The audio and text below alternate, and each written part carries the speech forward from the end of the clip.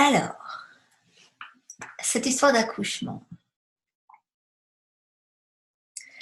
Moi, il y a 25 ans, lorsque j'ai fait ma fille, je m'étais jamais préparée parce que d'abord, on m'avait toujours dit que je pourrais pas avoir d'enfant, donc j'ai jamais pensé: «OK, je ferai ci, je ferai ça». Quand ça m'est tombé dessus, j'ai été un petit peu surprise quand même et je me suis trouvée, en fait, complètement par hasard, prise en charge dans une, un centre, de naissance, comme on en trouve en Californie, heu, où on était contre l'interventionnisme au maximum. Et à l'époque, j'avais absolument aucune idée que ça existait. Je m'en étais même pas rendu compte en fait. Moi, je pensais que c'était comme ça, que c'était normal, que bon, de toute façon, avec les Américains, je me faisais pas, je me posais plus de questions, il y avait plus rien qui me surprenait. Et et il se trouve que la sage-femme qui nous a donné les cours d'accouchement, c'est celle qui allait me faire accoucher d'ailleurs, je ne savais pas à ce moment-là. Cette fille était, mais alors, farouchement contre la péridurale.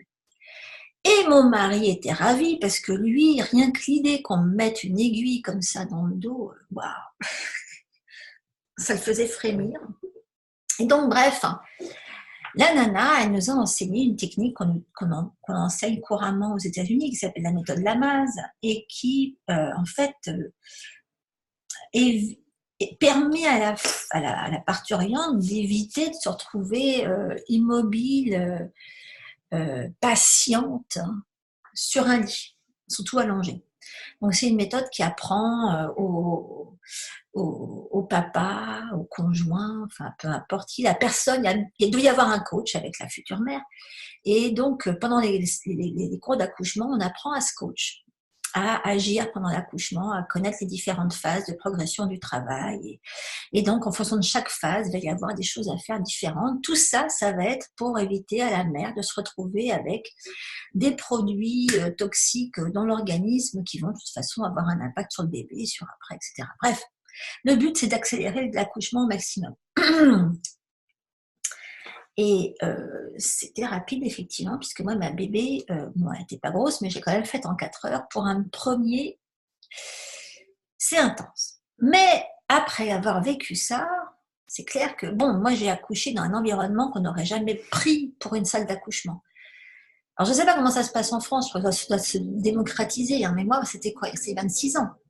Il y a 26 ans, j'étais plus dans dans une chambre d'hôtel qui, au dernier moment, la nana, elle avait sa télécommande et tic, tic, tic, tic, tic, subitement, il y a une lampe qui est descendue, il y a le lit qui s'est transformé. C'est vrai que j'ai pas accouché dans un lit, j'ai accouché à 4 pattes.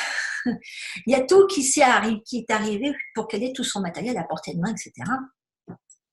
Et le gynéco, évidemment, s'est pointé au dernier moment juste pour récupérer la bête. Mais en dehors de ça, j'ai pas vu une personne traverser avec un masque sur la figure. Rien. Et quand j'entends, c'est longtemps après, quand j'ai commencé à entendre les femmes qui témoignaient, qui me racontaient, je me suis dit, mince, les pauvres quand même. Et en fait, j'ai compris depuis pourquoi il fallait impérativement parler de l'accouchement et expliquer aux femmes que c'est pas une procédure médicale.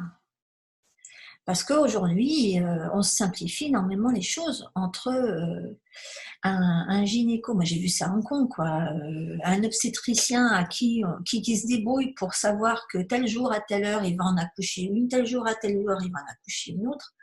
Ça, c'est quand même vachement plus confortable que de se retrouver à faire le zombie en pleine nuit et à soutenir une pauvre fille qui va se taper 12 heures de contraction pour finalement, au bout du compte, avoir une césarienne parce qu'elle est restée comme une andouille dans son lit sans bouger. Enfin bon, ça facilite les choses pour beaucoup de monde, que les femmes soient neutralisées dans un lit pendant leur travail. Et ça les arrange encore mieux que par trouille de la douleur, ou par convention, ou parce que moi j'ai vu ça en Chine, c'était pour que ça facilite le retour au travail le plus vite possible, on se décide sur une date, une heure, et qu'on dise voilà, tel jour à telle heure j'accouche. Par césarienne, évidemment. Alors, ça peut intéresser beaucoup de monde, et c'est très bon pour l'industrie médicale parce que c'est quand même une grosse source de décès. Alors on dit que grâce à la médecine actuelle, il y a de moins en moins de mortalité infantile et de mortalité pendant l'accouchement. Et malheureusement, par exemple aux États-Unis, j'ai des chiffres là, j'ai 800 femmes qui meurent chaque année aux États-Unis des suites de complications liées à la grossesse et à l'accouchement. Et en fait, ils trouvent que ce nombre est en train d'augmenter et que ces types de complications sont directement corrélés à la surmédicalisation des procédures, que ce soit pendant la grossesse ou pendant l'accouchement. Mais en dehors de ça, je veux dire, au-delà des décès, il y a quand même plein de bonnes raisons d'éviter de se retrouver coincé au lit, déjà parce que on va le voir, hein, je veux dire, c'est là que toutes les complications, plus votre accouchement va durer longtemps, plus il y a des risques de complications. Mais il y a aussi l'impact de la péridurale dont on ne parle pas assez. Et je vous ai prévu un chapitre là-dessus. Mais quoi qu'il en soit, même si c'est plus de votre âge de faire ça, faites passer l'info. Toutes celles qui sont là aujourd'hui auront le replay. Profitez-en pour le diffuser, parce que je crois que les femmes qui subissent ce qu'elles subissent aujourd'hui quand elles accouchent, et même pendant leur grossesse, par ignorance et par peur qu'elles le subissent. On veut leur faire avaler que plus c'est médicalisé, plus elles sont en sécurité, et bien malheureusement non. Okay. Donc il faut quand même changer un peu les états d'esprit par rapport à ça. Donc, c'est pour ça que j'ai intitulé cette présentation « Libérez votre accouchement de la surmédicalisation inutile ». De toute façon, la surmédicalisation est inutile dans tous les cas, mais en particulier au niveau de l'accouchement. Alors, au menu, je vous explique ce qui augmente les risques de surmédicaliser votre accouchement. Ah oui, alors dis donc, je vous dis au passage, oui, pour celles qui ne sont pas habituées, excusez-moi, si vous avez des questions, je vous répondrai aux questions à la fin. Donc, vous me les laissez sur le petit chat, hein, vous avez à votre disposition un petit chat quelque part. Donc, les risques quels sont les risques de surmédicaliser votre accouchement? Pourquoi il y a une épidémie de surmédicalisation de l'accouchement? Quels sont les dangers de cette surmédicalisation, ce qu'on ne vous a pas dit sur les effets secondaires de la péridurale, ce qu'il faut savoir sur la naissance par voie basse, en quoi ça va influencer la santé de votre enfant pour toute sa vie, les risques de la césarienne et des astuces pour vous protéger de la surmédicalisation de votre accouchement, et surtout comment accélérer votre travail. Yes. Alors, ça c'est pour celles qui ne savent pas qui je suis.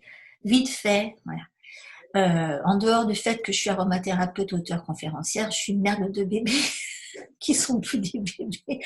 J'ai traite en bébé, mais maintenant c'est des vieux bébés. D'ailleurs, à ce sujet, même si j'ai fait ma fille en 2 secondes, en 4 heures, mon fils, pour la petite histoire, s'est présenté en siège, et j'ai quand même pas eu j'ai pas eu de césarienne. J'ai eu effectivement 2 péridurales en une journée, une pour me le retourner et une pour le faire sortir, parce que ce petit monstre était particulièrement gros, mais ils ont quand même choisi. Enfin, quand vous avez un bébé qui se présente par le siège, il n'a pas la tête qui s'allonge, hein, il a la tête bien ronde. Et d'ailleurs, il a toujours la même tête bien ronde aujourd'hui, et donc ce petit monstre.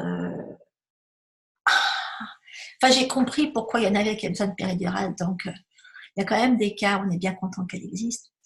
Mais c'est vrai que du coup, moi, j'en ai eu 2 pour le prégun en une journée. Mais c'était un cas d'urgence, je dirais. Donc, j'ai tout testé. Alors, mettons les choses en point, hein, d'abord. Qu'est-ce qui va provoquer la surmédicalisation d'une grossesse et d'un accouchement? Eh bien, la peur d'une femme à qui on n'a rien expliqué. Et en fait, la peur d'une femme qui est en contact exclusivement de la magnifique ambiance médicale. Dans ce monde médical, on fait tout pour vous maintenir dans la peur, parce que tant que vous avez peur, eh ben, vous n'allez pas vous repiffer et vous dites amen à tout ce qu'on vous dit, hein, bien sûr.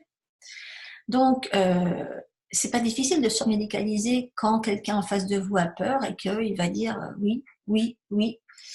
Et puis, on veut surtout que plus la femme va être neutralisée, moins on va avoir besoin d'intervenir. Et puis, maintenant, on sait très bien comment ça se passe. Hein, je veux dire, il y a de moins en moins de personnel partout.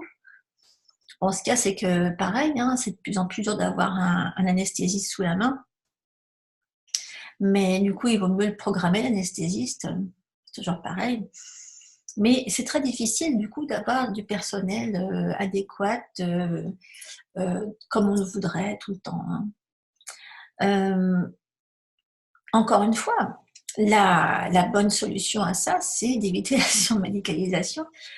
Et des procédures routinières telles que l'accouchement provoqué, hein, c'est ce que je vous disais, à telle heure, telle date. Hein, la péridurale et les restrictions de position d'accouchement, c'est comment connu ça pour surmédicaliser. L'accouchement provoqué, donc on vous dit, écoutez, vous inquiétez pas, tel jour, on vous déclenche. Si tout va bien, ça va se passer. On va venir leur mettre la péridurale pour qu'elles alertent pas tout le quartier. Comme elles seront sous péridurale, elles vont être forcément allongées. Ça va augmenter les difficultés du travail et ça va entraîner encore plus de risques d'intervention externe parce que plus on est allongé et moins on bouge, plus le travail est lent. Mais non seulement ça, mais les produits injectés pour la péridurale font partie de ce qui facilite pas les choses, même s'ils injectent de la pitocine dedans. Donc, il y a aussi que plus la médecine intervient dans la procédure de la naissance, plus les risques d'effets secondaires seront importants sur la mère et le bébé. Et c'est une autre explication du nombre croissant de césariennes. Ça fait de plus en plus peur. Je ne sais plus, j'ai des chiffres, d'ailleurs, c'est dans Comment passer pour une super femme.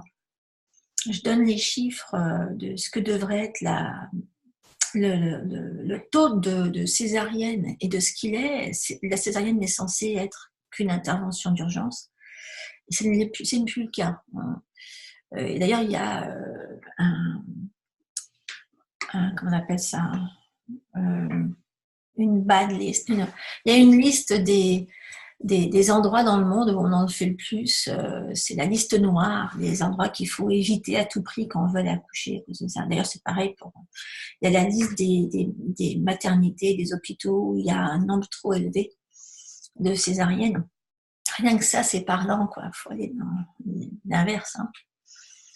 Alors, c'est vrai qu'au cours du siècle dernier, les pays développés ont considérablement réduit les risques liés à la maternité, mais en même temps, la grossesse et la naissance sont de plus en plus traitées comme des maladies.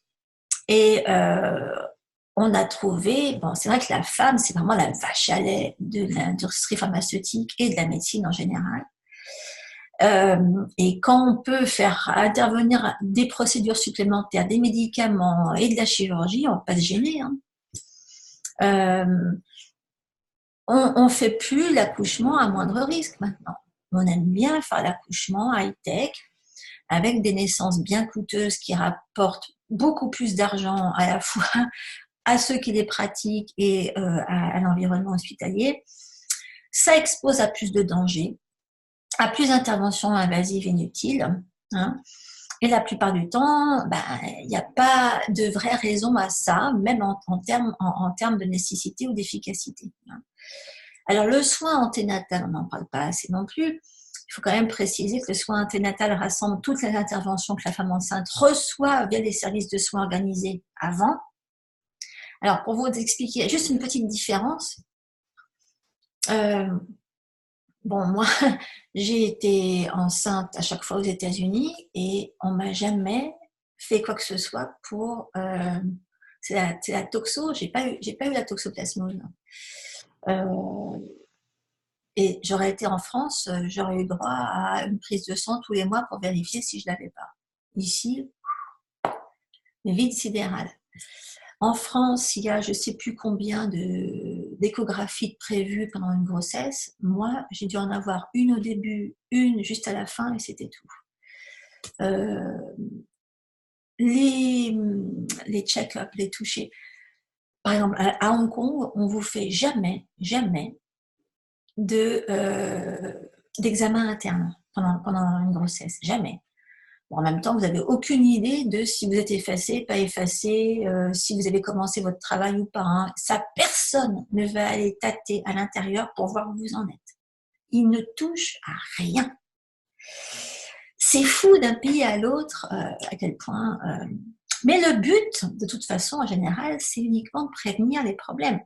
C'est prévenir, c'est identifier, c'est traiter les anomalies. Hein, tout ce qui peut mettre en danger le fœtus, le nouveau-né ou la mère, ça se fait avant. Il faut aider la mère à approcher de la grossesse puis la naissance le plus sereinement possible. Et la recherche internationale montre que c'est vachement important d'informer, d'impliquer les femmes, hein, parce que sinon, quand ça leur tombe dessus, elles ne savent pas ce qui leur arrive. Et donc, la participation de la femme, donc ne pas avoir une femme qui est là et qui se laisse faire et qui attend, ça change tout. Hein. L'implication est clé pour éviter la surmédicalisation. Alors, je vous disais tout à l'heure que moi, j'ai été éduquée par une sage-femme qui était alors à fond contre la péridurale. Alors, je vous ai fait une petite slide quand même là-dessus. Voilà. Donc, effectivement, sa bonne raison, c'était que plus l'accouchement dure, plus il y a des risques, plus des choses peuvent arriver. Et donc, pour faire réduire le temps d'accouchement, donc pour faire augmenter l'efficacité du travail, il faut être debout. Il faut être debout, à quatre pattes, il faut monter et descendre les escaliers, tout ce qu'on veut, mais il ne faut surtout pas être allongé. Ouais, effectivement. Ça marche bien. Ça marche bien. On s'en rappelle longtemps, mais ça marche bien. Il vaut mieux se rappeler de ça que d'avoir aussi une fente. Ah là là, mon Dieu, j'en ai vu, moi, on est venu me voir. C'était ma spécialité, là où je bossais, d'aller récupérer les cicatrices des césariennes. Bref. Donc, pour elle, l'échec, c'était la césarienne. Donc, pour elle, la péridurale, c'était la bête à abattre aussi. Donc, moi, j'ai fait des recherches depuis et j'ai trouvé que la péridurale, effectivement, paralyse les muscles pelviens. Et les muscles sont vachement importants pour garder la tête dans le bon sens. Parce que le bébé, donc, il va regarder dans ce sens-là. Il va avoir le nez par là, les yeux par là. Et donc, il va sortir comme ça. Mais le danger, c'est quand il est dans l'autre sens. Évidemment, on ne veut pas qu'il soit la tête vers là. Hein, on veut qu'il soit comme ça. Mais si on n'a pas les muscles qui le maintiennent dans le bon sens, il peut se tourner, quoi. Et dans une étude, 13%, dans 13% des cas des femmes sous péridurale, elles ont vu l'aversion se produire. Et donc ça, le fait que l'aversion se produise, ça complique quand même pas mal les choses. Du coup, ça oblige à avoir les forceps pour éventuellement retourner la bête. Enfin, là, en général, c'est la césarienne. Moi, j'ai une copine à Hong Kong 2 fois. J'ai mes copines à chaque fois qui me disaient, bon, tu me fais des points, tu me mets des huiles, tu te débrouilles pour que j'accouche vite.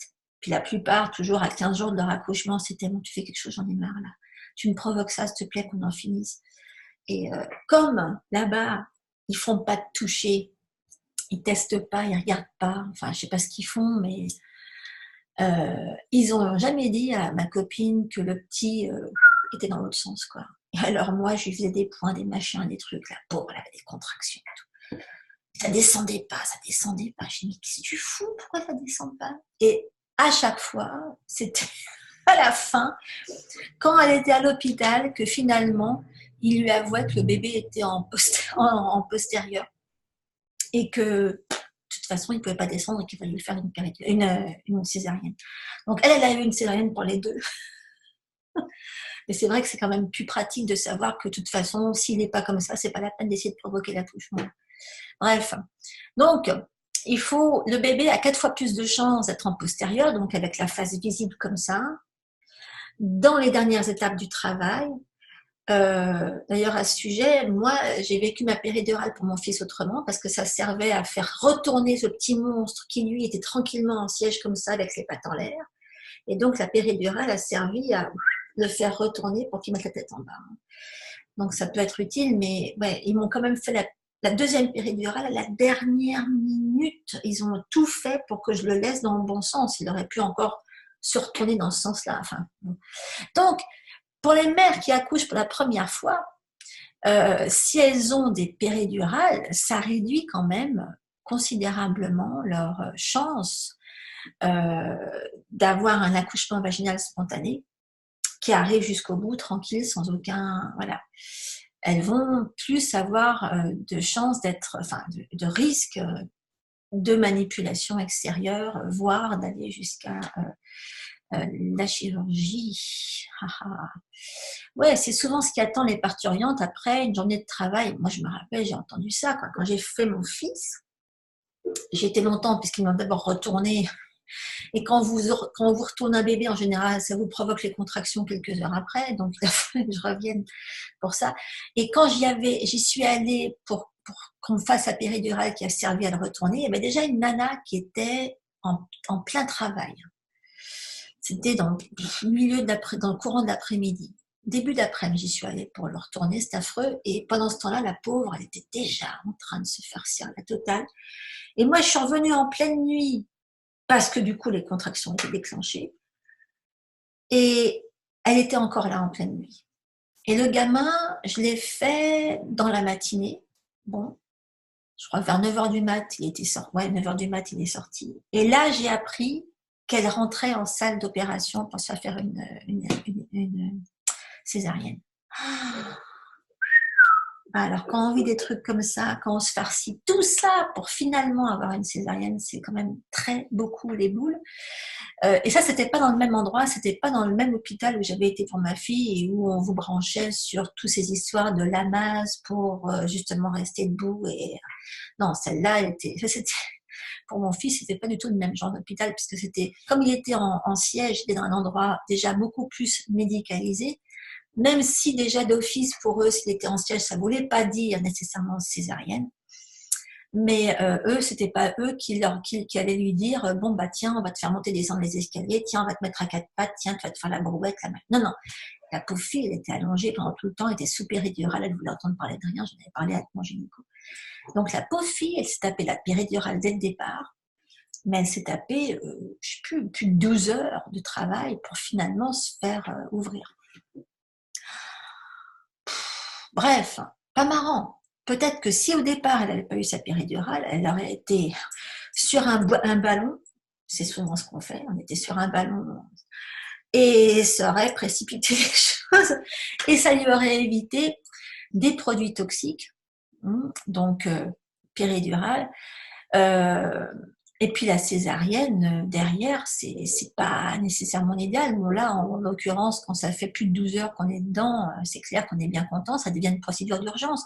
Mais c'est une procédure d'urgence qui était possible, à mon avis, d'éviter depuis le départ s'il n'y avait pas eu le sur-interventionnisme de départ avec la péridurale. Alors en chiffres, ben voilà, j'en ai ici. Il faut savoir qu'aujourd'hui, il est beaucoup plus lucratif de faire des césariennes que d'assister à un accouchement naturel. C'est quand même des raisons de rentabilité. Le taux de césarienne est plus élevé dans les établissements privés. Pour moi, c'était le contraire. Moi, j'ai eu ma fille dans un établissement privé où il y avait un taux de césarienne à ras des pâquerettes. Et là où j'ai fait mon fils, c'était un établissement public. Mais là, moi aussi, c'était assez bas quand même, sinon ailleurs, je pense qu'ils m'auraient fait une césarienne. Mais donc, une césarienne, c'est une naissance sur 5. Voilà, c'était une procédure d'urgence. Maintenant, c'est devenu un choix. Voilà. Il y a 7% des femmes qui sont censées accoucher naturellement, qui se présentent à l'hôpital en cours de travail normal et qui finissent par subir une césarienne. Alors qu'une césarienne, elle est vraiment justifiée que lorsqu'il y a détresse fétale, présentation anormale du bébé, bon, et encore, puisqu'on peut tout à fait se débrouiller sans, anomalie pelvienne, diabète gestationnel, grossesse multiple, et encore, parce qu'on peut tout à fait en faire 3 à la suite sans césarienne. Bon, hypertension artérielle, ça c'est aussi, donc les cas de prééclampsie, et la décision avant terme d'urgence. Hein, voilà. Ça, c'est censé être les cas. Mais, selon l'OMS, le taux maximum acceptable de césarienne, c'est d'environ 15%. Mais un hôpital dont le taux de césarienne dépasse les 20% fait courir des risques inutiles aux femmes et à leurs enfants. Ça, on ne le dit pas. Alors que les taux de césarienne en France avoisinent les 20 à 30%. Et non seulement les 15% n'apportent rien à la mère et à l'enfant, mais il a été prouvé que plus le taux de césarienne est élevé, plus on compte d'effets secondaires, comme les hémorragies, les infections nosocomiales, évidemment, maintenant ça va être de pire en pire, les complications, les dépressions, les problèmes d'allaitement. Hein. Donc là, en ce qui concerne la France, on a 15% de césariennes inutiles non justifiées. Et qui sont couramment pratiquées. Donc, dans les faits, rien ne vous oblige évidemment d'accoucher par césarienne pour toujours une fois que c'est arrivé. Ça, c'est encore un truc qu'on me demande souvent. Oui, alors oui, tu comprends, bah, j'ai fait le premier parce qu'il m'est arrivé comme ça. J'ai dû faire les autres par césarienne aussi parce que j'avais fait le premier. Je ne sais pas. Presque 70% des femmes subissent une césarienne pour leur deuxième, alors que en fait ça dépend complètement des établissements. Certains ont des taux beaucoup plus élevés que les autres pour le premier et pour le deuxième, évidemment. L'important, c'est que vous ne fassiez pas comme les Chinoises qui, elles, se basent sur l'horoscope pour décider de la date d'accouchement et donc provoquer leur accouchement par césarienne à ce moment-là. Ça nous a fait rencontrer beaucoup de grands-mères prématurées là où je travaillais. Tout ça basé sur l'abondance selon le Feng Shui. Et ben non, pas forcément. C'est très difficile de retaper des gamins qui sont nés dans ces conditions-là. Alors là, je vous ai rajouté ma petite expérience personnelle de siège, mais bon, on s'en fout un peu. Donc mon monstre, il s'est présenté en fin de grossesse en siège. Comme je vous l'ai déjà raconté, je ne vais pas vous la remettre. C'est vrai qu'il était beaucoup plus simple pour l'hôpital de programmer une césarienne, mais ils ont quand même fait venir un spécialiste néonatal qui m'a prescrit une pelvimétrie pour voir exactement comment il était positionné, s'il pouvait passer directement, etc., à quel moment il pouvait passer. Enfin bon, ils se sont quand même grattés le crâne pour trouver un moyen pour me le faire sortir naturellement. Et ça a marché. Parce que la naissance vaginale, c'est vachement important. Voilà. C'est pas juste une torture à éviter. Elle a son utilité sur tout l'avenir de l'enfant. Il faut savoir que le ventre du bébé dans le ventre de sa mère est stérile, hein, et qu'il a besoin d'être colonisé par des bactéries immédiatement après sa naissance, sinon il peut se faire attaquer par n'importe quelle cochonnerie. Okay, j'arrête pas de vous expliquer la plupart du temps à quel point c'est les bactéries que vous avez dans le ventre qui vont vous protéger de plein de choses. Hein. C'est la majorité de votre immunité, c'est dans votre ventre. Et bien pour le bébé, c'est kiff-kiff. Hein. Et c'est pendant que le bébé passe dans le canal vaginal, il a la bouche ici, disons voilà, ça c'est la bouche, il va faire ça, et il va avec sa bouche aller récupérer à un certain endroit du canal vaginal, il va attraper des bactéries par la bouche qu'il va avaler et qui vont servir à coloniser son petit système digestif stérile. Hein. Et c'est pourquoi un bébé né de façon naturelle va récupérer le capital bactérien du vagin de sa mère. Bon, alors évidemment, il y a capital bactérien et capital bactérien. C'est clair que moi, j'aurais bien aimé savoir à l'époque ce que je sais aujourd'hui sur mon capital bactérien. Ça m'aurait évité de refiler à ma fille ma magnifique candidose chronique. Et bon, je ne savais pas. Donc, je le rappelle, hein, on a tout le temps pendant la grossesse pour se nettoyer de la majorité de sa candidose et pour éviter de refiler ça à son bébé. Alors, ce qui est marrant, c'est que l'obsession des Toubib, c'est si vous avez eu un streptocoque, que si vous avez fait des infections vaginales, bah, ils disent qu'ils vont vous mettre sous antibio pendant l'accouchement à titre préventif. Oui, mais ils pensent jamais à une seule chose, c'est que c'est pas là qu'il faut regarder. Purée. Ouais, ils sont obsédés par ça, mais ils sont pas obsédés à l'idée que votre lardon récupère toute votre dysbiose, plus votre candidose chronique, etc. Voilà. C'est même pas ça qui peut être à l'origine de vos cystites à répétition. Hein. Non, non, surtout pas. C'est juste le streptocoque. Voilà. Donc, oui, le bébé récupère tout, mais le bébé qui est né par césarienne, eh ben, lui, il va récupérer quoi? La communauté bactérienne de la peau de sa mère, qui n'a rien à voir. Puis, de toute façon, je vais vous dire un truc, la peau de sa mère, oui, c'est vrai qu'ils vont lui mettre, elle va de toute façon être habillée avec des trucs stériles et tout l'environnement méga stérile autour. C'est déjà vachement plus compliqué pour un bébé né dans ces conditions-là d'avoir de la protection immunitaire. D'ailleurs, je reprends ça de ma copine dont je vous parlais l'autre jour, enfin tout à l'heure. Ma copine, les deux sont nés comme ça, donc elle a dû à chaque fois, dans les deux cas, faire une césarienne. Et ben les deux ont eu des gros problèmes d'immunité et d'allergie, dans les deux cas. Ouais. Et à l'époque encore, je ne savais rien d'habitude. Donc, pourquoi la flore? Eh ben, c'est la flore vaginale de la mère qui va renforcer l'immunité du bébé, on vient de le voir. Et pendant la grossesse, la composition bactérienne du vagin de la maman change. Hein. Sa concentration en lactobacillus augmente complètement. Donc, il y a plein de choses qui doivent se passer. Donc, si la mère est sans arrêt sous antibio, pendant la grossesse, je ne vous raconte pas ce qui se passe. Et c'est ce lactobacillus qui va faciliter la digestion du lait maternel, même s'il n'est pas maternel, mais tout le lait. Alors qu'un bébé né par césarienne va absolument pas profiter de cette forte concentration en lactobacillus. Ça, c'est une différence qui se voit jusqu'à 7 ans après la naissance. D'ailleurs, c'est pas pour rien qu'on a de plus en plus de gamins avec des otites à répétition, des problèmes de ventre, de l'eczéma, des problèmes d'attention à l'école. Enfin, ils sont tous des dysbioses maison. Okay.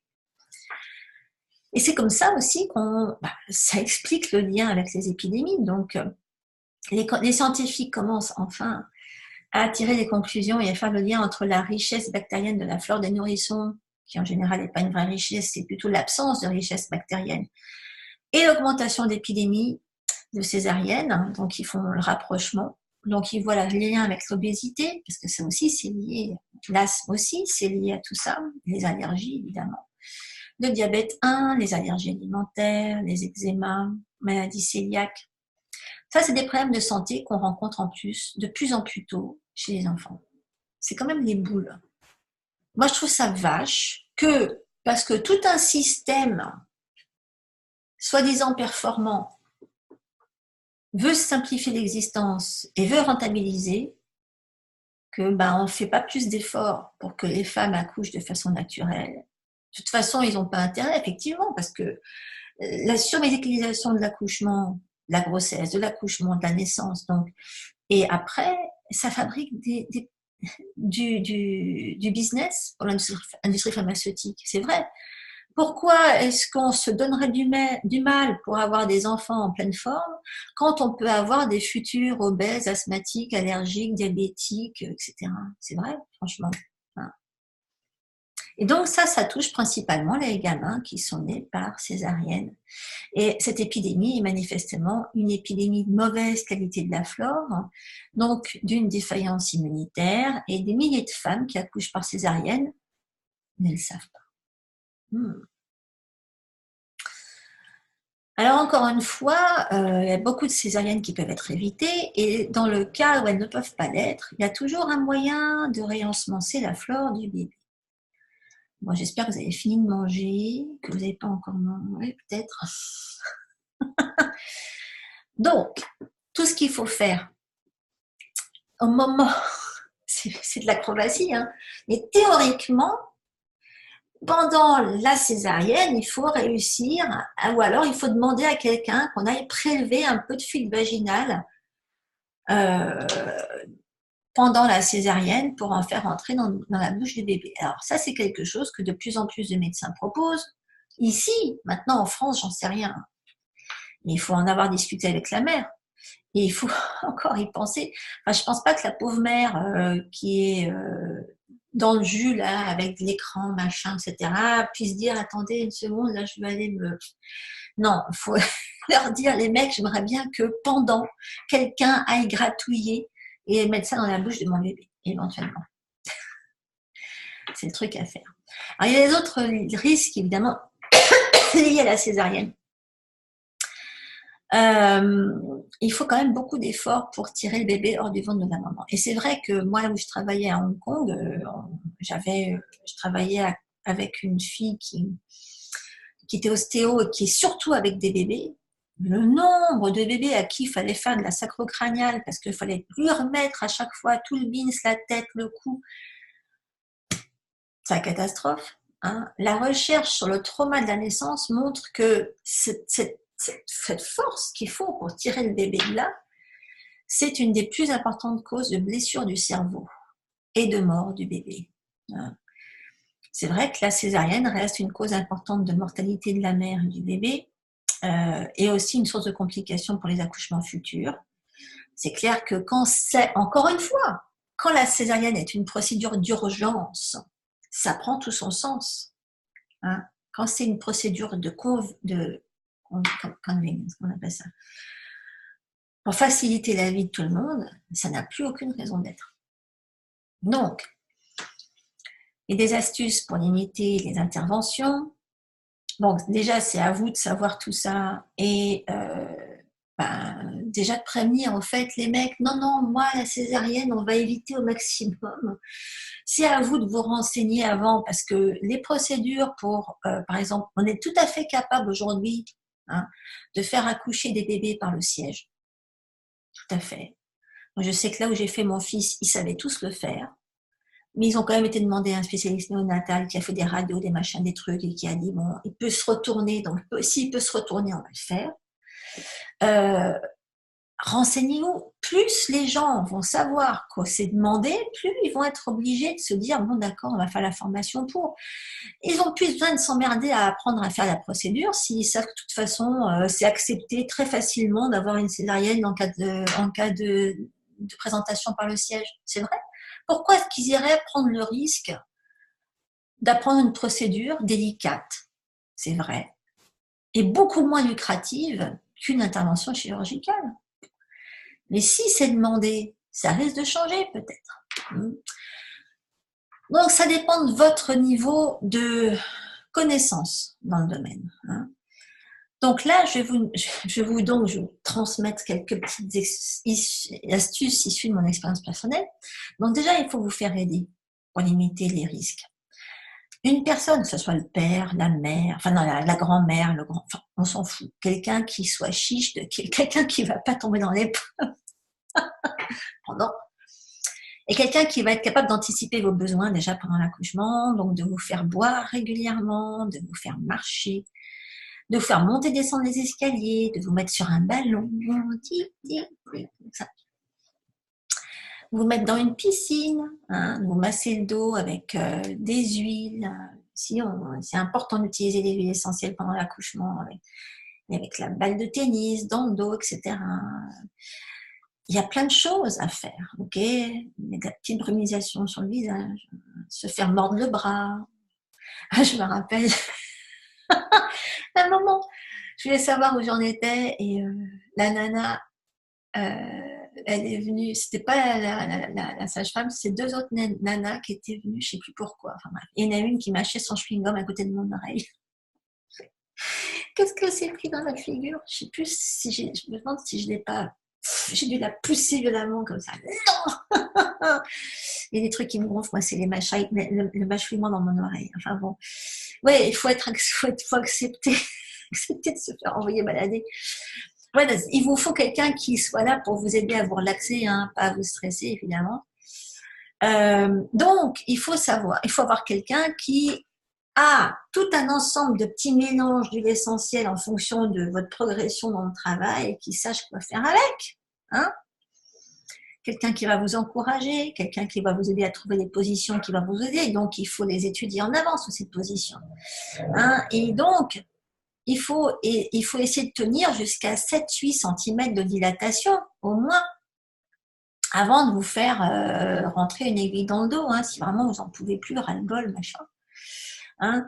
Mais donc, il faut se protéger de la généralisation. Mais ça, c'est partout pareil. Hein. Il faut que vous et votre coach, donc la personne qui est là pour vous aider, sache que chaque femme est différente, que chaque accouchement aussi va l'être. Hein. Qu'il y a des femmes qui vont commencer à dilater à 36 semaines et qui arrivent à 41 semaines pour finalement commencer leur travail à 7. Il y en a qui sentent rien, c'est écœurant. Enfin bon, moi j'étais à 2 dilatations au moins 3 semaines avant la date. Et j'ai accouché 15 jours en avance. Bon, j'étais, 3 semaines avant d'accoucher, j'étais déjà à 2. Moi j'ai tout fait pour... faut dire qu'on avait cette... on nous incitait. Enfin, bref. Et puis, il y en a qui n'ont jamais de bébé, enfin, qui n'ont jamais eu d'examen pelvien avant d'avoir un bébé. Il y a, comme je vous le disais, à Hong Kong, les examens de routine sont absolument pas nécessaires et très rarement faits. Et ça n'a absolument aucune influence sur le succès de l'accouchement. Rien. Alors, je vous fais un petit rappel pour l'accouchement. Alors moi, ce que je trouve quand même qui est vachement important, c'est de vérifier si le corps est postérieur ou antérieur. Ça quand même, ça aide hein, quand même considérablement, ça change tout. Plus on avance dans le travail, plus le col avance vers l'avant. La maturité du col, moi je trouve ça quand même bien, ça encourage hein, d'avoir quelqu'un qui dise oui, ça va, là, ça y est, tu dilates, machin. Bon. Parce que comme on en a marre de savoir qu'on est à 8, qu'on peut se lâcher, ça change tout. Voilà. Il faut quand même que ça soit effacé, que ça se dilate. La dilatation va passer de 1 à 10 hein, quand même, accessoirement. Et c'est là que, évidemment, quand on est vers 8, 10, là, enfin, en général, il y en a qui vont à 10, ça ne sert plus à rien, mais à 8, éventuellement, on peut, tant pis, avoir recours à la péridurale, il reste plus grand chose. Hein. Mais c'est à 10 qu'on va demander de pousser. Donc, à la limite, voilà.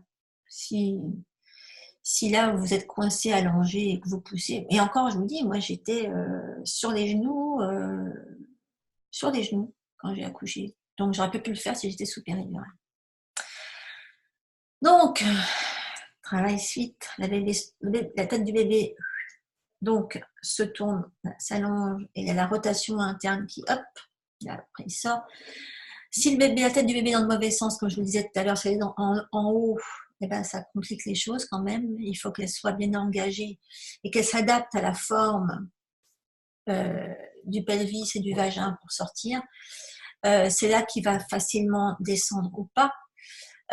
Et on mesure l'avancement de la tête dans l'ouverture du col de 0 à 5 et de plus de 5 quand le bébé est prêt à sortir. Et donc, durant la sortie, les muscles vont pousser sur la boîte crânienne du bébé qui, de toute façon, elle est toute souple. Hein, c'est fait exprès. Hein. C'est pour ça que les bébés, souvent, ils arrivent avec... ils sont comme ça, allongés. Hein. Et donc, toute cette pression agit sur la qualité de connexion du système nerveux central. Hein. C'est vachement important. Et c'est pour ça que c'est important d'accélérer le travail. Hein. Voilà, je vous ai mis la photo. Et ben, c'est comme ça, nous, beaucoup qu'on accouchait. Hein, voilà, plutôt dans cette position-là. Moi, j'ai jamais été allongée dans mon lit pendant des très rapides et très intenses 4 heures de la naissance de ma fille. Donc, rester allongée, ça facilite pas du tout les choses. C'est très pratique pour ceux qui viennent vous examiner, mais c'est tout. Voilà. Et donc, pour moins souffrir, il faut que les contractions soient efficaces, il faut aller très vite. Et donc, il faut bouger et utiliser la gravité. C'est pour ça qu'il faut retarder au maximum le moment où on va vous coller cette péridurale et où vous serez collé au lit, basiquement. Donc, il y a des positions qui soulagent et qui rendent les contractions efficaces, hein, mais c'est jamais sur le dos, c'est toujours plus dans ce sens-là. Hein. Là, on voit une femme qui est dans sa piscine. Ça, c'était mon rêve, j'ai pas eu de bol. J'ai eu des films de filles dans une piscine qui, waouh, ici, il y a une mode de l'accouchement orgasmique qui se fait en piscine. Et donc, il y a tout un entraînement je sais, bon, quand je dis ça à ma fille, ça m'a fait mourir de rire, mais elle l'a vu. Elle m'a dit, moi, le jour où on me dit que l'accouchement est orgasmique, quoique elle m'a fait marrer parce qu'elle a traduit cette présentation en anglais pour des gens qui parlent anglais, et elle m'a dit, bon, bah là, c'est garanti, hein, si j'avais... Elle m'a dit, ta présentation sur l'accouchement, c'est un remède contre la reproduction. C'est un bon moyen de contraception. Ouais. Bah, il y en a plein qui ne voient que le bébé mignon, machin, etc. Mais non, il y a quand même tout ce qui se passe avant. Et pourtant, on recommence. Hein. Bref, donc ça, c'est une bonne position. Le but, c'est quand même de tenir le maxi. Hein. Parce que à partir de 7-8, le plus gros est fait. Vous pouvez vous repousser à la limite et en profiter. Et là, je vous ai mis une petite liste de ce qu'il faut avoir à disposition pendant le travail, de préférence. Voilà, des huiles essentielles. Donc, mes préférés pour l'accouchement, c'est camomille romaine, aspic, menthe poivrée, encens d'oliban, toutes déjà diluées pour bosser sur la douleur. Hein. Bon, il y a d'autres huiles que je fais utiliser en général pour mettre sur la maman, le bébé, le papa, juste après la naissance, pour créer justement un lien, etc. Puis là, il y a une liste, tisane, Gatorade, bouillotte, balle à exercice pour sauter dessus, pour relâcher le bassin, des hydrolats pour vaporiser, baume pour les lèvres, chaussettes, hein, des snacks sans sucre de préférence. Et encore, moi je me rappelle, enfin bon, pour mon fils c'est différent. Le problème c'est que si vous faites une césarienne, non, si vous risquez une césarienne, ils vont pas rien vous donner à manger pendant. Hein. Donc, encore un intérêt de rendre les choses très rapides, c'est que moins il y a de chances pour que vous fassiez de complications, plus ça va être confortable, plus vous allez être peinarde à pouvoir manger, boire, etc. Alors que s'il y a un risque d'anesthésie générale, c'est même pas la peine. Hein. Prévoyez l'appareil photo, de la musique, et puis voilà de quoi vous changer. Alors, ça c'est, voilà, je vous mets ça en gros. Si vous voulez vraiment la totale sur le sujet, c'est plutôt dans ce bouquin-là. Je ne pouvais pas vous remettre tout ce que je mets là-dedans, mais c'est vrai que c'est la Bible de pas mal de femmes qui refusent de se surmédicaliser. C'est là-dedans que je vous mets le maximum d'infos sur avant, pendant, après. Donc, il y a des choses à faire et à savoir. Voilà, mesdames et messieurs, j'ai pas vu si c'est un garçon. Donc, je vais répondre à vos questions.